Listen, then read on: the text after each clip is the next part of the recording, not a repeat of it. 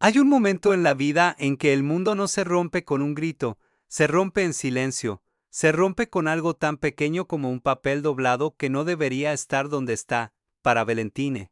Ese papel fue un recibo de estacionamiento, era un martes por la mañana cuando entró al apartamento de su madre por última vez. Dolores había muerto 8 meses atrás y Valentine había tardado todo ese tiempo en reunir el valor suficiente para vaciar el lugar, cada vez que intentaba hacerlo antes.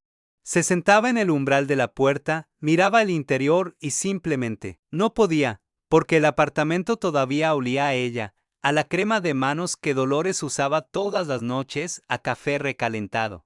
A ese perfume barato que nunca quiso cambiar por otro, aunque Valentine se lo ofreció docenas de veces, ese martes. Algo fue diferente. Valentine entró, abrió las ventanas, trajo cajas de cartón. Se dijo a sí misma que ya era hora. Comenzó por el closet, luego la cocina.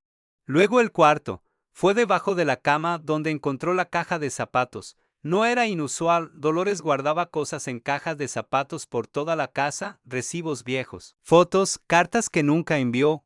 Valentine la abrió sin pensarlo 2 veces, esperando encontrar el tipo de desorden tierno y nostálgico que dejan las madres cuando se van. Lo que encontró la dejó inmóvil en el suelo, un teléfono celular que nunca había visto, un fajo de cartas atadas con un cordón delgado, y debajo de todo, casi escondido como si alguien hubiera dudado en el último momento si dejarlo ahí o no.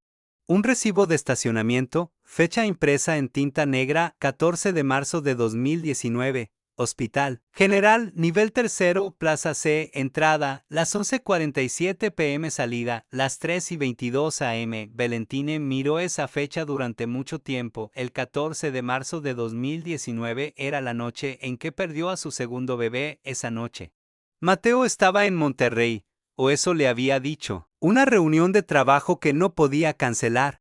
Una de esas conversaciones que tuvieron con esa calma adulta y resignada que a veces confundimos con madurez y que en realidad es solo distancia aprendida. Valentine le había dicho que estaba bien, que no era necesario que viniera, que probablemente no pasaría nada. Y cuando pasó, cuando el dolor llegó y con él todo lo que implica perder algo que todavía no existe del todo pero que ya amas completamente. Estuvo sola, llamó a una vecina para que la llevara al hospital, firmó papeles con la mano temblando. Esperó en una silla de plástico durante horas con los ojos fijos en un punto de la pared que no significaba nada, y Mateo, según ese recibo, había estado en el estacionamiento del mismo hospital, no en Monterrey. A 200 metros de ella, Valentine no lloró cuando lo comprendió. Eso le pareció extraño después que no llorara. Solo sintió algo que no tenía nombre exacto.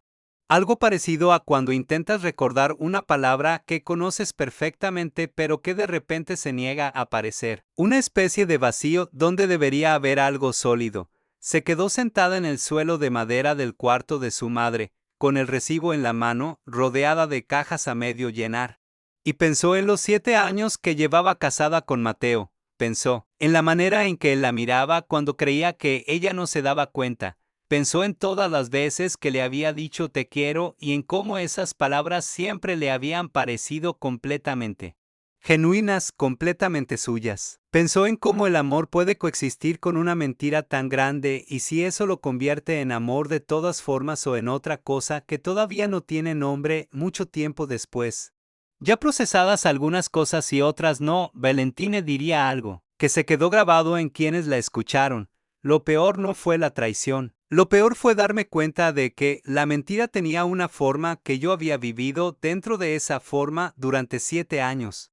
Y que nunca supe que tenía paredes, pero esa comprensión llegó después, ese martes, en el suelo del apartamento de su madre. Valentine todavía no sabía qué era lo que había encontrado exactamente. Solo sabía que algo había terminado. Y que para entender que primero tenía que volver al principio, tenía que volver a la mujer que fue antes de Mateo, antes de las pérdidas. Antes de aprender a confiar en alguien de manera completamente deliberada. Como quien toma una decisión de negocios, tenía que volver al momento en que todo comenzó a construirse. Porque solo así, desde el origen, la verdad tendría algún sentido. Y la verdad, aunque todavía no lo sabía, era mucho más complicada que una traición. Para entender lo que Valentine encontró en esa caja de zapatos. Hay que entender primero quién era ella antes de que Mateo llegara a su vida. Hay que entender el tipo de soledad que había aprendido a cargar y la manera particular en que esa soledad la había moldeado sin que ella se diera cuenta del todo. Valentine tenía 27 años cuando su padre desapareció. No murió. No se fue con otra persona, al menos no que ella supiera. Simplemente un día estaba y al día siguiente no. Dejó su taza de café a medias sobre la mesa de la cocina. Sus zapatos de trabajo alineados junto a la puerta como siempre y una ausencia tan abrupta y sin explicación que durante semanas Valentine y su madre siguieron esperando que regresara con alguna historia razonable que lo justificara todo. Nunca llegó esa historia. Nunca llegó él. Lo que llegó en su lugar fue el derrumbe de Dolores. Su madre siempre había sido una mujer de carácter fuerte. De esas personas que resuelven las cosas antes de que los demás terminen de formular el problema. Pero la partida de su esposo la rompió de una manera que Valentine no supo cómo anticipar ni cómo detener. Dolores dejó de salir, dejó de cocinar, dejó de contestar el teléfono, se quedaba sentada durante horas mirando la televisión sin realmente verla, con esa expresión que tienen las personas cuando están presentes en el cuerpo pero completamente ausentes en todo lo demás. Valentine, que en ese momento estaba construyendo su carrera en diseño gráfico, que tenía planes y proyectos y una vida que comenzaba a tomar forma, lo dejó todo y se mudó de regreso a casa de su madre. No lo pensó demasiado. No hubo una decisión dramática ni un momento de heroísmo consciente. Simplemente era lo que había que hacer y ella lo hizo. Esa era su manera de ser, callada en el sacrificio, discreta en el dolor. Completamente incapaz de pedir ayuda para sí misma mientras cargaba el peso de todos los demás. Pasó casi un año así, cuidando a su madre, trabajando de manera freelance desde el cuarto que había sido el suyo de niña, saliendo poco. Viendo cómo sus amigas avanzaban en sus vidas con esa mezcla de orgullo ajeno y tristeza propia que es difícil de admitir pero muy fácil de reconocer, y entonces apareció Mateo. Lo conoció en el cumpleaños de una amiga en común, una reunión pequeña en un departamento con mala ventilación y buena música.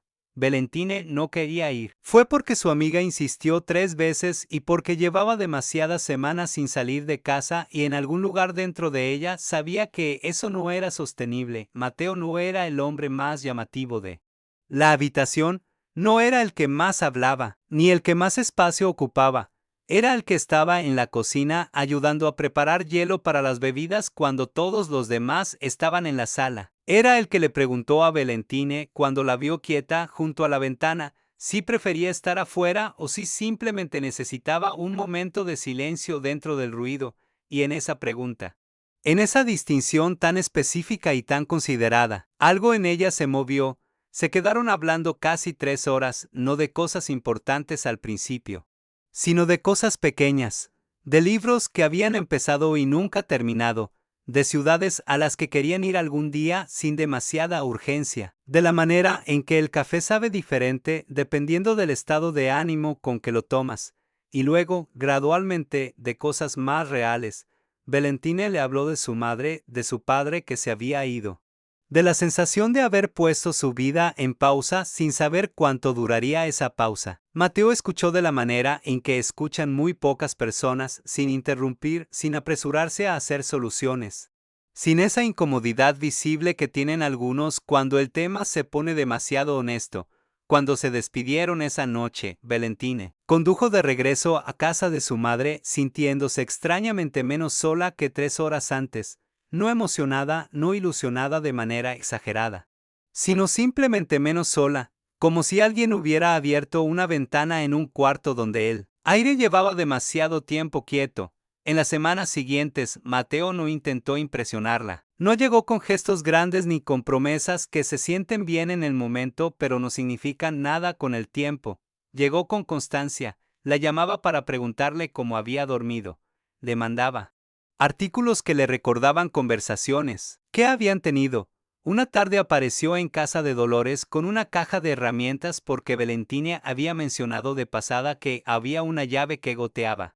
Y lo mencionó de una manera tan casual que ni siquiera esperaba que alguien lo recordara, Dolores lo observó esa tarde desde el sillón con esa mirada evaluadora que tienen las madres cuando saben que están conociendo a alguien importante. Después, cuando Mateo se fue, le dijo a Valentine una sola cosa: ese hombre no vino a impresionarte, vino a quedarse. Y tenía razón, Mateo se quedó, se integró a sus vidas con una naturalidad que en retrospectiva Valentine encontraría difícil de explicar porque no fue un proceso, no hubo una etapa de adaptación visible. Simplemente un día Mateo ya era parte de la estructura de sus días. Conocía las pastillas de Dolores, sus horarios, sus miedos. Sabía que a Valentine no le gustaba que le hablaran antes del segundo café de la mañana. Sabía que cuando ella decía que estaba bien con ese tono ligeramente más corto de lo normal, no estaba bien. Se casaron 2 años después de conocerse. Fue una boda pequeña, exactamente como Valentine quería.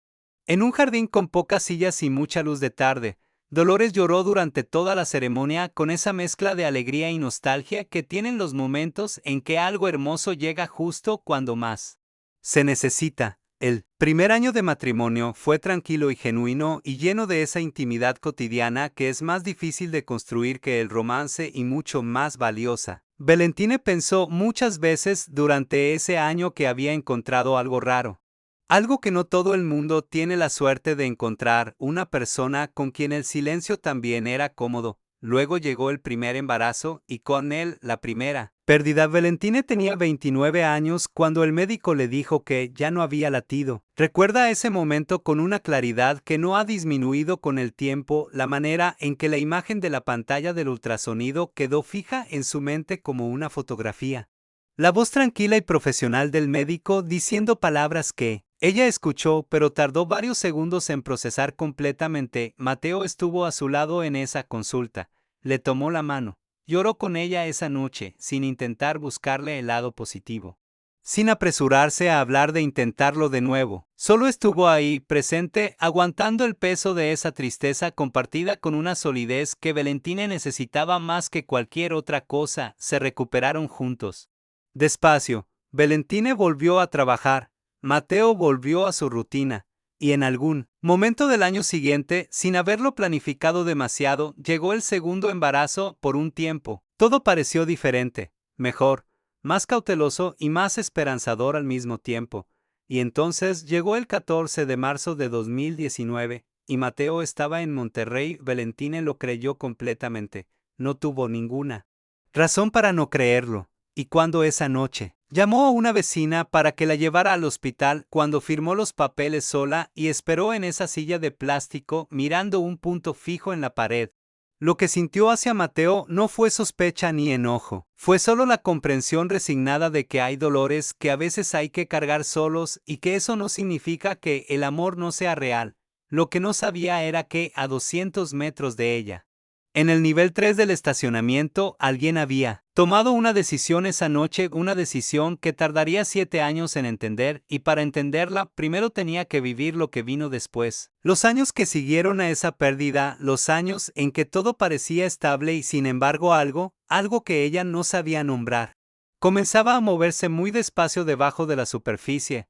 Hay una manera particular en que la vida puede volverse mentira sin que nadie mienta exactamente. Es un proceso lento, casi imperceptible. Como cuando el agua cambia de temperatura tan gradualmente que el cuerpo no registra el momento exacto en que dejó de ser cómoda. Valentine vivió eso durante los 2 años que siguieron a la segunda pérdida. No hubo un día en que algo se rompiera de golpe.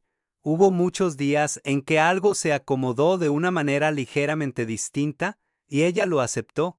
Y siguió adelante. Fue en el año 5 del matrimonio cuando llegó el diagnóstico de Dolores, demencia en etapa temprana. El médico lo explicó con esa precisión clínica que intenta ser compasiva pero que inevitablemente suena a sentencia. Le dijo a Valentine que el proceso sería gradual, que habría días buenos y días difíciles, que lo importante era establecer una rutina de cuidado sólida y documentar los cambios con regularidad. Valentine escuchó todo con la libreta abierta y el bolígrafo en la mano, tomando notas como si el orden de las palabras pudiera contener el desorden de lo que estaba sintiendo por dentro. Esa noche, De regreso a casa, Mateo la esperaba con la cena lista. Valentine le contó lo del diagnóstico con la voz controlada, con esa calma que había aprendido a usar como armadura en los momentos en que la emoción real era demasiado grande para caber en una conversación de cocina. Mateo escuchó, asintió, y luego dijo algo que en ese momento le pareció completamente razonable.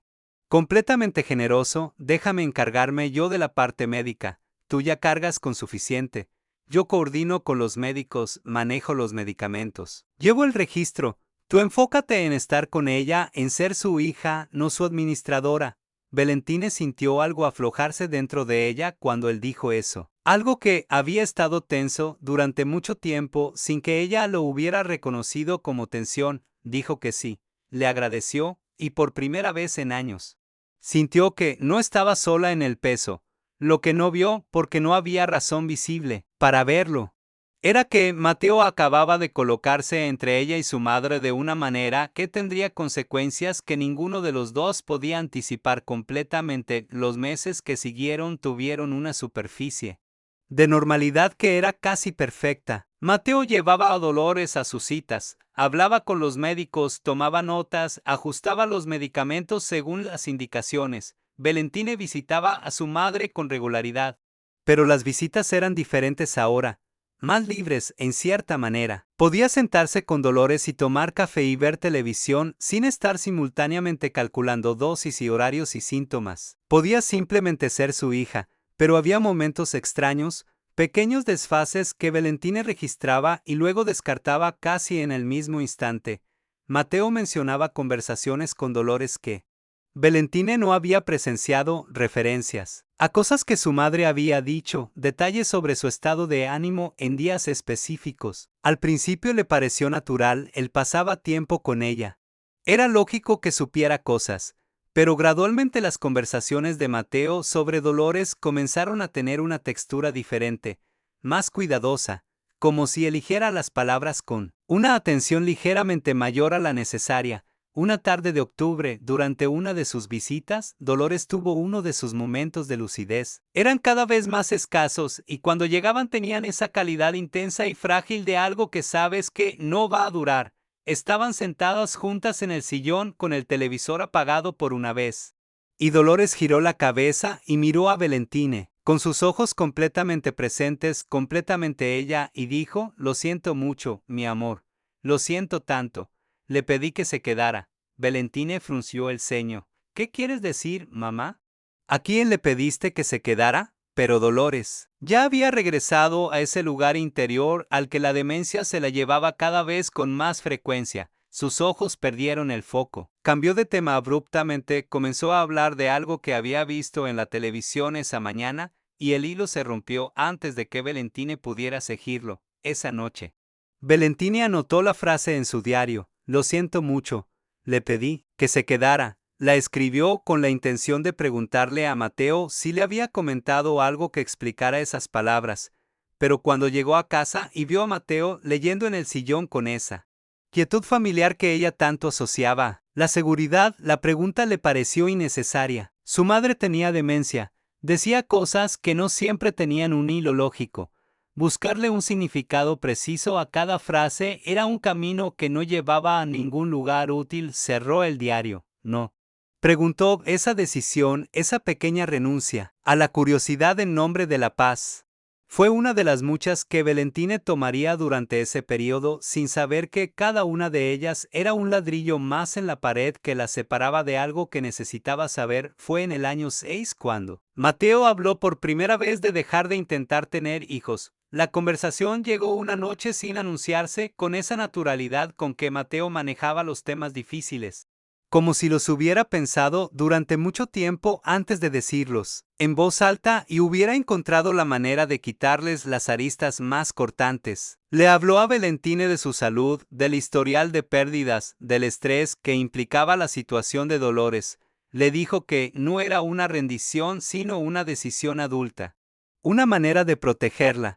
Le dijo que su familia ya existía, que eran ellos dos y Dolores, y que eso era suficiente y era real. Valentine lo escuchó, sintió algo hundirse dentro de ella. lento y silencioso como un objeto cayendo al fondo del agua, pero también sintió simultáneamente un reconocimiento extraño, como si una parte de ella ya lo hubiera sabido y solo estuviera esperando que alguien lo dijera en voz alta para poder dejar de esperar algo que tal vez nunca iba a llegar. Dijo que sí, no esa noche, sino durante las semanas siguientes tomó esa decisión en capas, cada día aceptándola un poco más. Cada día convenciéndose de que la madurez se parece mucho a aprender a querer lo que tienes en lugar de seguir buscando lo que no llega. Se volcó en su trabajo con una energía nueva. Consiguió proyectos importantes, clientes que la desafiaban. Reconocimiento que durante años había postergado. Mateo la apoyaba con esa consistencia que siempre lo había caracterizado. Y la vida, vista desde afuera, tenía todo el aspecto de una vida bien construida. Pero Valentine comenzó a notar algo que no sabía cómo nombrar. No era distancia exactamente. Mateo seguía presente. Seguía siendo atento, seguía siendo el hombre, que le preguntaba cómo había dormido y que recordaba las cosas pequeñas, pero había momentos cada vez más frecuentes en que lo miraba y sentía que había algo al otro lado de sus ojos que ella no podía alcanzar, como un cuarto al que no tenía llave, como una conversación que había comenzado antes de que ella llegara y que se interrumpía justo cuando ella entraba. Lo atribuyó al tiempo. Los matrimonios largos hacen eso, crean zonas privadas dentro de las personas y no siempre es una señal de alarma. Lo atribuyó al estrés de acompañar a Dolores en su deterioro, que afectaba a Mateo también, aunque lo llevara de manera diferente. Lo atribuyó, con esa honestidad que le costaba admitir, a su propia historia con el abandono, al patrón heredado de su padre que la hacía buscar fisuras donde quizás no las había. Fue a terapia, habló de sus miedos, aprendió a identificar la diferencia entre intuición y ansiedad, entre una señal real y un eco del pasado, y la terapeuta, que era una mujer sensata y precisa, le dijo que lo que describía sobre Mateo no sonaba como una señal de alarma, sino como el tipo de hermetismo que desarrollan algunas personas cuando cargan con algo difícil y no saben cómo compartirlo. Habla con él, le dijo, dile que lo ves cargando algo, no como una acusación, sino como una invitación. Valentine lo intentó una noche, le dijo a Mateo con cuidado, con las palabras que había practicado, que sentía que había algo que él no le estaba diciendo, que no era un reproche, que solo quería que supiera que podía decírselo. Mateo la miró durante un momento que duró un poco más de lo normal, y luego sonrió, con ternura, con algo que parecía completamente genuino y que al mismo tiempo, aunque Valentine no hubiera podido explicar por qué, se sentía como una puerta cerrándose con mucho cuidado para no hacer ruido. No hay nada, dijo. Solo estoy cansado. Estamos bien. Valentine lo creyó, o eligió creerlo. Que a veces son la misma cosa y a veces no lo son en absoluto, y la vida siguió.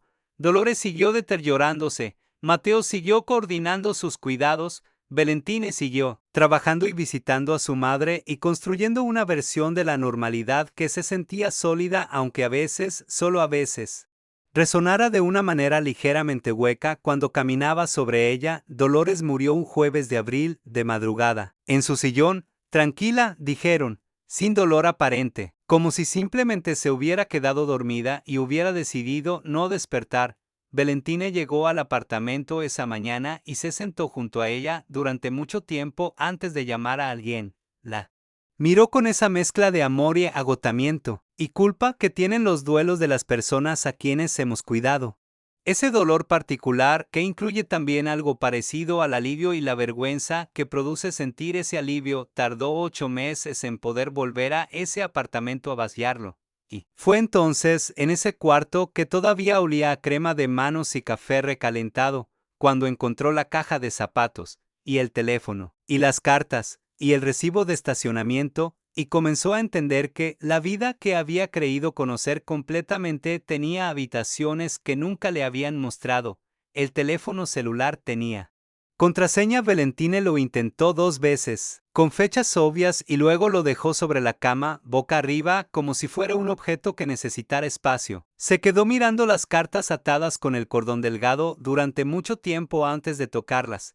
Había algo en ese cordón, en el nudo específico con que estaba atado, que le resultó extrañamente familiar. Era el mismo nudo que hacía su madre para todo, para los paquetes, para los zapatos de los niños en el parque cuando los ataba de favor, para las bolsas de hierbas que colgaba en la cocina, un nudo doble, asimétrico. Completamente suyo, Dolores había atado esas cartas ella misma las abrió en el orden en que estaban apiladas, que resultó ser orden cronológico. La primera estaba fechada 4 años atrás, escrita a mano con esa letra de Dolores que siempre había sido pequeña y ordenada, aunque hacia el final de las cartas comenzó a volverse menos precisa. Más irregular, como si la mano no terminara de obedecer lo que la mente le pedía. No eran cartas de amor. Valentine tardó varias páginas en comprender exactamente lo que estaba leyendo. Al principio pensó que su mente estaba interpretando mal, que el cansancio o el dolor o ambas cosas juntas le estaban jugando una mala pasada. Leyó algunos párrafos 2 veces, luego los leyó una tercera vez despacio, con esa atención forzada que usamos cuando el cerebro se resiste a aceptar lo que los ojos están viendo claramente. Las cartas eran de su madre para Mateo, y lo que decían lo cambiaba todo. Dolores sabía, desde mucho antes de que Valentine perdiera sus embarazos, que cargaba en su genética una mutación que los médicos le habían explicado hacía años. Cuando ella misma perdió varios bebés antes de que Valentine naciera, una mutación que había visto destruir a su propia madre de maneras diferentes, primero la memoria, luego el cuerpo, una condición que podía heredarse, que tenía implicaciones tanto para los embarazos como para la salud cognitiva a largo plazo. Dolores lo había sabido durante décadas, y nunca se lo dijo a su hija. El miedo que la había callado no era un miedo simple. Valentine fue entendiéndolo carta por carta, con esa claridad dolorosa que tienen las cosas cuando las lees en la letra de alguien que ya no puede explicarse en persona. Dolores tenía terror de que su hija la mirara diferente, terror de convertirse en la fuente de un daño que Valentine nunca le había pedido cargar. Había construido durante años una narrativa interna en la que callar era proteger, en la que no decir era un acto de amor y no de cobardía. Y había vivido dentro de esa narrativa con tanta convicción que con el tiempo dejó de cuestionar si era verdad. Cuando Valentine perdió el primer embarazo, Dolores sintió algo que las cartas describían como una culpa física. Algo que ocupaba espacio en el pecho y no se iba, pero siguió callando. Se dijo que podía ser coincidencia. Se dijo que no había certeza. Cuando llegó el segundo embarazo, el miedo de Dolores creció hasta volverse insostenible. Y entonces hizo algo que Valentine nunca hubiera esperado de ella. Le contó la verdad a Mateo, no a su hija, a su yerno. Las cartas explicaban por qué. Dolores escribía que no podía decírselo a Valentine directamente porque no encontraba las palabras. Porque cada vez que lo intentaba en su mente, el resultado era su hija mirándola con esa mezcla de amor y dolor, que era lo que más temía ver en su cara. Mateo, en cambio, era territorio neutral. Era alguien que la quería, pero que también quería a Valentine por encima de todo. Y Dolores confiaba en que él sabría qué hacer con esa información mejor de lo que ella podía hacerlo sola. Lo que no anticipó fue ponerlo en una posición imposible. Valentine buscó la carta que correspondía a la fecha del 14 de marzo de 2019. Estaba ahí, más corta que las otras, escrita con una urgencia que se notaba incluso en la presión del bolígrafo. Sobre el papel Dolores le había llamado a Mateo esa noche, cuando él ya estaba en el hospital, cuando ya había conducido desde el aeropuerto, en cuanto Valentine le avisó que algo no estaba bien. Su madre lo llamó en un estado que las cartas describían como desesperación. Dolores estaba convencida de que, si Mateo entraba al hospital esa noche, si estaba presente en ese momento de crisis, la verdad saldría sola de alguna manera. Que Valentine, rota y vulnerable como estaría, haría preguntas, que él no podría sostener el secreto frente al dolor de su esposa y al mismo tiempo frente a la culpa de su suegra, que todo colapsaría en el peor momento posible, y Mateo, que estaba en el estacionamiento del nivel 3 con las llaves en la mano y el corazón en la garganta, tomó la decisión más difícil de su vida. Se quedó en el auto 4 horas. Valentine lo imaginó ahí, en ese estacionamiento que ella conocía porque había salido de él esa misma noche, sentado en la oscuridad, sabiendo que su esposa estaba a 200 metros sufriendo sola algo que él hubiera dado cualquier cosa por acompañar, no por indiferencia, no por cobardía simple, sino porque había prometido a una mujer enferma y aterrada que la protegería. Y porque en ese momento no supo cómo romper esa promesa sin destruir algo que no era solo suyo para destruir. Valentine tuvo que dejar las cartas sobre la cama un momento. Se levantó y fue a la cocina del apartamento de su madre, que todavía tenía los imanes en la nevera y el mismo mantel de hule de siempre. Y se quedó parada frente a la ventana mirando la calle sin ver nada en particular. Necesitaba que sus pulmones funcionaran correctamente antes de seguir leyendo. Necesitaba un momento en que su cuerpo fuera solo un cuerpo y no un recipiente para todo lo que estaba procesando, porque lo que sentía no era lo que había esperado sentir. Había entrado a ese apartamento pensando en algún lugar oscuro y todavía impreciso de su mente que lo que encontraría sería una traición convencional, una de esas traiciones que duelen de una manera específica y conocida, que tienen una forma que la cultura ya ha descrito muchas veces y para las que existen, al menos, palabras establecidas: enojo, ruptura, claridad dolorosa, pero claridad al fin. Lo que encontró era mucho más difícil de sostener que eso, porque Mateo no había fingido amarla. Había fingido que todo estaba bien, y esa distinción, que al principio parecía pequeña, se fue haciendo más grande mientras Valentine seguía parada frente a la ventana de la cocina de su madre, hasta que ocupó todo el espacio disponible en su cabeza y no dejó lugar para ninguna otra cosa. Volvió al cuarto. Siguió leyendo. Las cartas de los años siguientes mostraban a Mateo intentando encontrar una salida. Había investigado en silencio, había consultado con médicos sin decir nombres, había buscado la manera de que Valentina recibiera la información de una fuente que no fuera ni él ni su madre, que llegara de manera clínica y neutral y manejable. Nada había funcionado. Cada camino que encontraba requería revelar que ya lo sabía, lo que requería explicar por qué había callado, lo que requería una conversación para la que no había versión que no lastimara profundamente a la persona que más amaba en el mundo. Y cuando sugirió que dejaran de intentar tener hijos, no lo hizo desde la indiferencia. Lo hizo desde la única forma de protección que le quedaba disponible, sin derrumbar todo lo demás. La última carta en la pila no era de Dolores para Mateo, era de Dolores para Valentina. Estaba en un sobre separado, con el nombre de su hija escrito en el frente con esa letra que para el final ya era completamente irregular. Los trazos de alguien que sabe que el tiempo se le acaba y que escribe con todo lo que le queda. Valentina reconoció esa letra, era la letra de los últimos meses, cuando la demencia ya había avanzado lo suficiente como para que algunos días Dolores no supiera en qué año estaban, pero otros días estuviera completamente lúcida, completamente presente, completamente ella. Esta carta había sido escrita en uno de esos días lúcidos, y en ella Dolores le explicaba todo, no con evasiones, no con los rodeos que había usado durante años para protegerse a sí misma tanto como a su hija, con una honestidad directa y sin adornos que solo tienen las personas cuando saben que ya no les queda tiempo para seguir eligiendo las palabras perfectas. Le contaba la mutación, le contaba el miedo, le contaba la noche del estacionamiento y la decisión que le había pedido a Mateo que tomara.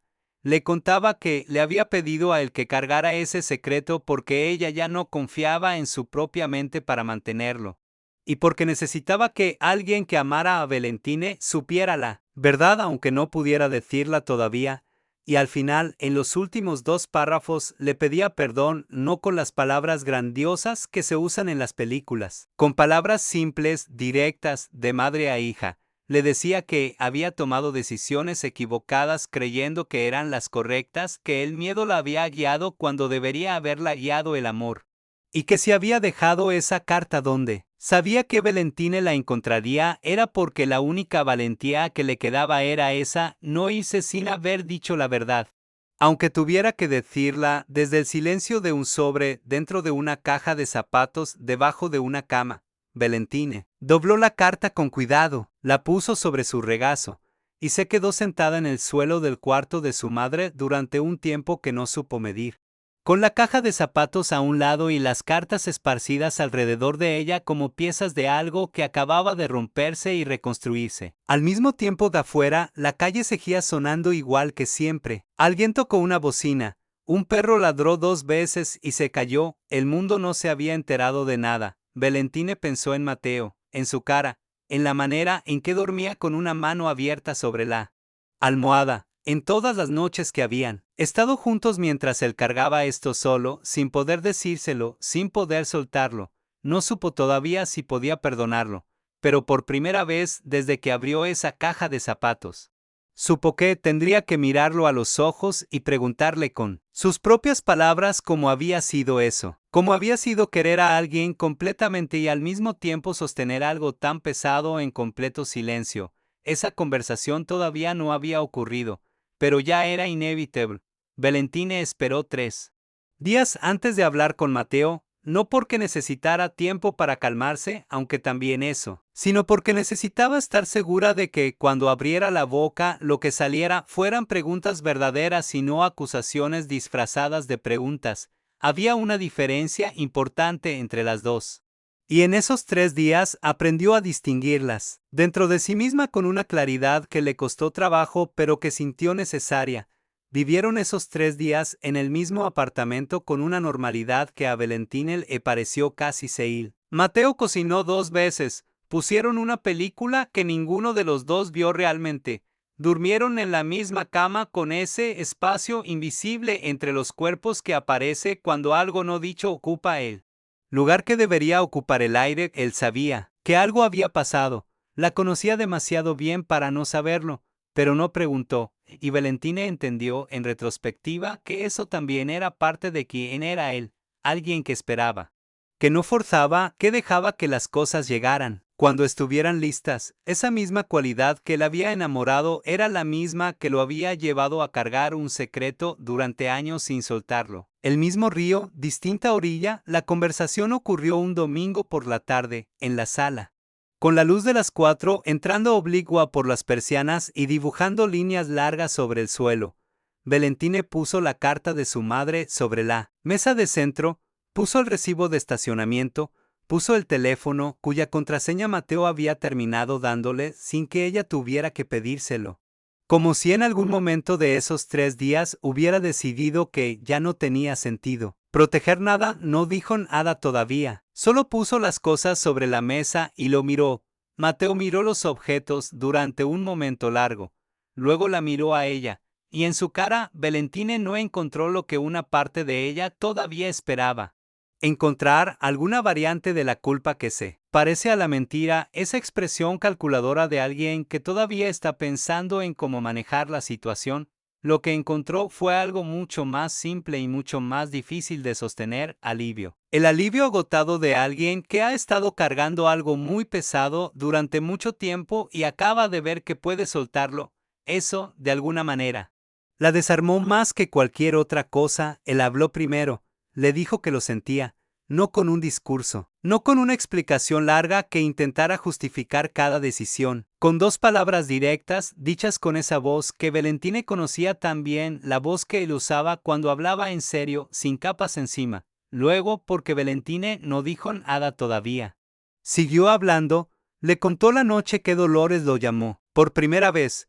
Le contó lo que sintió cuando entendió lo que su suegra le estaba diciendo, esa sensación de que el suelo se movía bajo sus pies mientras intentaba encontrar dónde pararse. Le contó que su primer instinto había sido decírselo a Valentine inmediatamente esa misma noche y que Dolores lo había llamado llorando, no con manipulación sino con un miedo genuino y desnudo, pidiéndole tiempo. Solo un poco de tiempo, para encontrar ella misma las palabras. Ese tiempo nunca terminó de llegar. Le contó el estacionamiento, le contó las 4 horas sentado en el auto con el teléfono en la mano, llamando a Dolores, intentando convencerla de que lo dejara entrar, de que Valentine necesitaba que él estuviera ahí, de que ningún secreto valía más que eso. Le contó que Dolores estaba en un estado en que no era posible razonar con ella, que el miedo la había llevado a un lugar donde solo veía el derrumbe, la exposición, el daño, y que él había tomado la decisión más equivocada de su vida, creyendo que era la única disponible.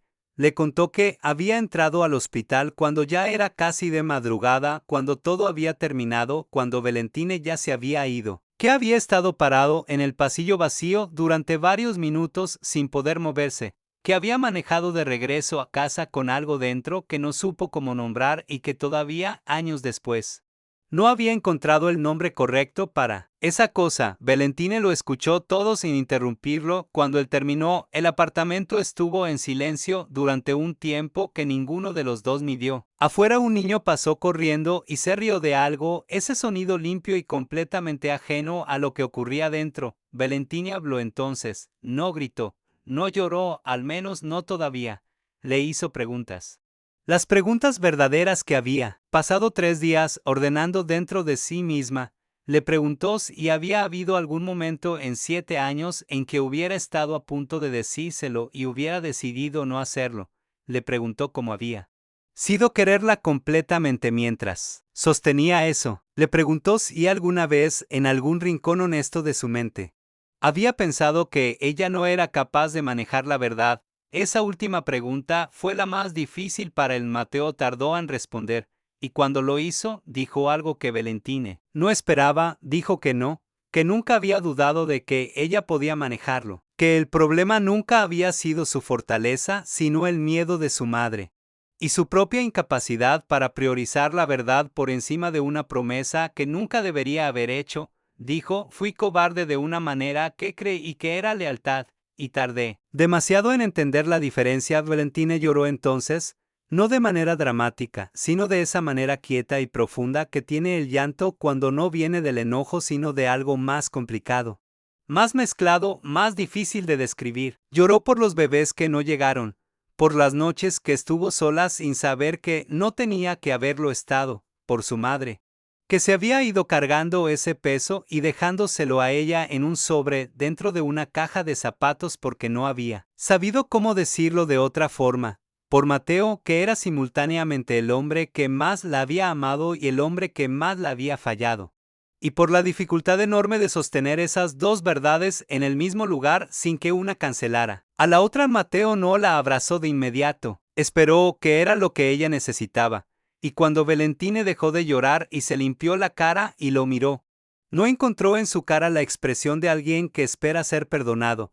Encontró simplemente a alguien que estaba ahí presente, sin intentar controlar lo que venía después. Eso también importó.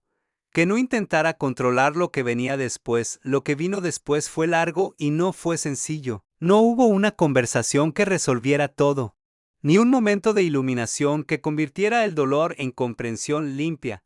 Hubo semanas difíciles y conversaciones que tuvieron que retomarse varias veces. Hubo noches en que Valentine se despertaba con ese peso en el pecho que tienen las cosas que todavía no terminamos de procesar, y mañanas en que miraba a Mateo desayunando y no sabía exactamente qué sentía, solo que era complicado y que eso no iba a cambiar rápido. Fue a terapia, él también fue. Primero solo y luego juntos. Habló de su madre de maneras que nunca había podido hablar mientras Dolores estaba viva. Habló de los bebés que perdió, de ese dolor específico que había guardado en un lugar muy pequeño dentro de sí misma porque en ese momento no había tenido el espacio ni el permiso para desplegarlo completamente.